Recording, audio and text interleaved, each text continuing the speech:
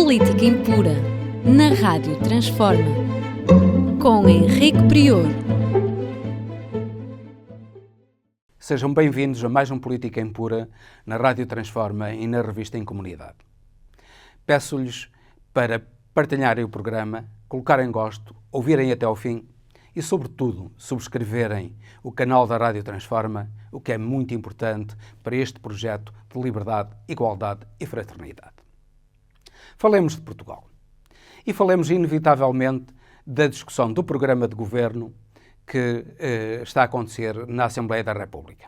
Pois um dos pontos essenciais do programa de governo, que o governo da AD vê como uma espécie de milagre para um outro milagre, que é o crescimento económico acima de 3%, essa panaceia que o governo de Luís Montenegro quer implantar no país de modo a multiplicar o crescimento económico, pois essa panaceia não passa de uma mentira. Essa panaceia já foi atrás tentada no governo de Passos Coelho. Efetivamente, o governo de Passos Coelho baixou, com o acordo do PS, o IRC de 23% para 21%. Ao contrário do que diz o PSD, e ainda hoje disse o presidente do grupo parlamentar, isso é uma mentira. A receita do IRC, quando Passos Coelho baixou o IRC de 23% para 21%, baixou também de cerca de 5,3 mil milhões de euros para 4,7 mil milhões de euros. Agora, será que agora essa panaceia que o governo da AD pretende novamente implantar vai resultar? Duvidamos muito que isso aconteça. Não aconteceu no passado, a experiência passada indica-nos que no futuro não acontecerá. Mas uma coisa acontecerá, é que esses 200 milhões de euros que são poupados a 5 empresas, só 5 empresas, estamos a falar de Jerónimo Martins, Pingo Doce, da Sonai, Modelo Continente, da EDP Renováveis e da Galp. Só essas empresas, 5, tiveram lucros de 3.350 milhões de euros em 2022. Pois essas empresas, com a baixa do IRC, irão meter ao bolso 200 milhões de euros. Será que 200 milhões de euros que lucraram com a baixa dos impostos vão ser reinvestidos em Portugal? Temos muitas dúvidas. Temos muito mais hipóteses de que esse dinheiro vá, na sua quase totalidade, para paraísos fiscais, que é aquilo que tem sucedido desde sempre. Mas há uma parte que é reinvestida.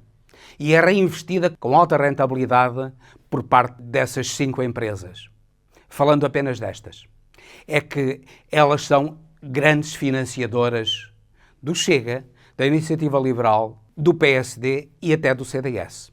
E aí, ao investirem nesses partidos que defendem os seus interesses, defendem a baixa do IRC, elas estão realmente a investir em Portugal e a investir bem a favor da direita portuguesa. Falemos também do Chega. Claro que apoia esta baixa dos impostos, como não podia deixar de ser, como apoia tudo aquilo que sejam tropelias de quem tem dinheiro e tudo o que seja o que é feito em desfavor do trabalho no nosso país. Mas o Chega, uma das bandeiras do Chega é precisamente a luta contra os imigrantes. O diabolizar dos imigrantes que vêm manchar a raça portuguesa. No fundo é uma falsidade que só serve para acicatar os ânimos de portugueses contra estrangeiros, que vêm para cá trabalhar, vêm dar rendimento, nomeadamente vêm renovar a sociedade portuguesa, dando-lhe sangue novo, vêm contribuir para a segurança social e vêm comatar uma grande falta de mão de obra na sociedade portuguesa, que é uma falta de mão de obra também sentida na União Europeia. Eu dou um exemplo. Só na União Europeia há uma falta de cerca de 750 mil camionistas. Em Portugal, as empresas proprietárias de transportes, de transportadoras, têm uma enorme falta de motoristas. E só trazendo estrangeiros para Portugal é que essas empresas poderão colmatar a falta de mão de obra para fazer esses transportes, que são essenciais para a economia portuguesa e sem os quais a economia portuguesa não pode crescer. Isto é, a política do Chega, que pelos vistos o governo de Montenegro quer seguir, porque o governo de Montenegro está a pegar em muitas palavras de ordem do Chega e fazendo as suas, como o ataque aos imigrantes. Mas eles são essenciais para o crescimento da economia portuguesa, são essenciais para a manutenção de um superávit da segurança social, são essenciais para a renovação etária da população portuguesa, porque estamos a ter cada vez mais idosos e são os imigrantes com gente nova que vem para Portugal que vão precisamente renovar a população portuguesa. Falamos agora da Europa e particularmente da guerra na Ucrânia.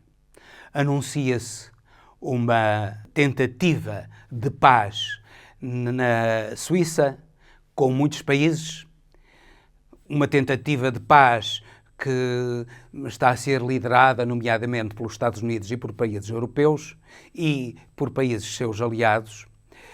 Mas, estranhamente, essa tentativa de paz, ou apregoada tentativa de paz, não chamou a Rússia para conversações. É perfeitamente caricato que o Ocidente esteja a ignorar a Rússia para fazer a paz na Ucrânia. Como é óbvio, sem a Rússia, a paz não é feita na Ucrânia. E o Ocidente, que demonstra tanto desprezo por todas as condenações que as Nações Unidas fazem contra Israel, que pura e simplesmente ignora essas condenações e comete enormes atrocidades na Palestina, relativamente à Ucrânia, em que a Rússia tem uma atitude belicista muito mais complacente do que Israel tem com os palestinianos, relativamente à Ucrânia, pois o Ocidente clama a alta voz. É o cinismo do Ocidente que está aqui a manifestar-se em toda a sua extensão e a sua completa inconsciência, porque devia perceber que sem a Rússia não há paz na Ucrânia. E parece que aquilo que a Ucrânia está a ser é uma forma de os Estados Unidos exportarem material de guerra para, não só para a Ucrânia, mas para a generalidade dos países europeus, nomeadamente a Alemanha, que depois dos Estados Unidos é a principal financiadora da guerra na Ucrânia, com dinheiro e com equipamento militar. Grande parte do equipamento militar que o Ocidente compra, que a Europa compra, vem dos Estados Unidos. E é isso que alimenta a indústria militar americana. E sem isso, a indústria militar americana estaria com graves problemas de solvência. Mas, para além disso, ainda esta semana, um ex-primeiro-ministro italiano, Enrico Letta, mostrou que todos os anos saem da Europa para os Estados Unidos 300 mil milhões de euros devido a investimentos financeiros nas bolsas europeias. As bolsas europeias pequenas, de pequena dimensão, não têm capacidade de competição com a bolsa americana. Enrico Letta chamou a atenção para a necessidade de se criar uma bolsa europeia, em vez dessas 27 bolsas importantes para cada país, mas sem grande relevância a nível internacional, para que 300 mil milhões de euros não fossem drenados da Europa todos os anos para os Estados Unidos e que ajudassem, posteriormente, os Estados Unidos a reinvestirem parte desse dinheiro na compra de empresas europeias. É isto que está a suceder. A Europa está a financiar de vários modos os Estados Unidos, que são um país, neste momento, com uma crise enormíssima, com uma dívida absolutamente colossal, com problemas sociais enormes. Cidades como Los Angeles é ver na internet, são quilómetros e quilómetros de pessoas a dormirem nas ruas, em tendas, porque não têm dinheiro para comprar uma casa ou dinheiro para pagar uma renda. Não é em Portugal que esses problemas acontecem. Não é em Cuba, não é na Venezuela que esses problemas acontecem. É no todo poderoso Império Americano que isso sucede. A miséria está lado a lado com a abundância pornográfica. É contra isso que a Europa, uma Europa social, da liberdade, da igualdade e fraternidade, deve lutar.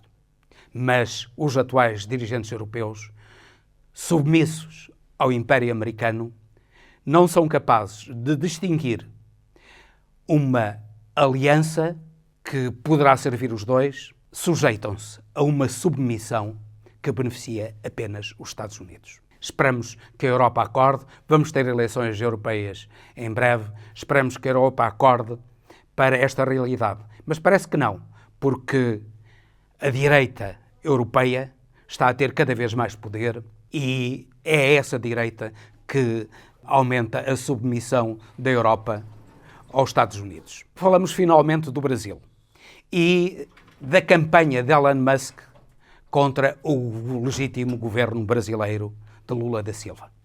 Elon Musk, que já levou a cabo um golpe fascista na Bolívia, parece que pretende levar a cabo outro golpe fascista no Brasil, apoiando-se em Bolsonaro. No fundo, Elon Musk o que pretende é levar os bolsonaristas ao poder, é não pagar impostos por aquilo que lucra no Brasil, e isso o governo de Lula da Silva não lhe está a permitir. Mas certamente que um governo bolsonarista lhe irá permitir não pagar impostos no Brasil e fazer toda uma campanha de notícias falsas, de fake news, para que as mentiras bolsonaristas sejam difundidas para intoxicar a opinião pública e fazer regressar o bolsonarismo ao poder. Elon Musk cometeu agora a audácia de se atirar contra Alexandre de Moraes. Vai ter um processo-crime no Brasil. Esperamos que esse processo-crime dê resultado para que Elon Musk perceba de uma vez por todas que não é o dono do mundo e que governos como o do Brasil são governos que ele tem de respeitar e não governos em quem ele manda, como mandaria no governo de Bolsonaro. E com isto termino, despedindo-me com amizade até ao próximo Política Impura, pedindo-lhe que subscrevam o canal da Rádio Transforma, que partilhem e coloquem gostos neste programa. Política Impura, na Rádio Transforma, com Henrique Prior.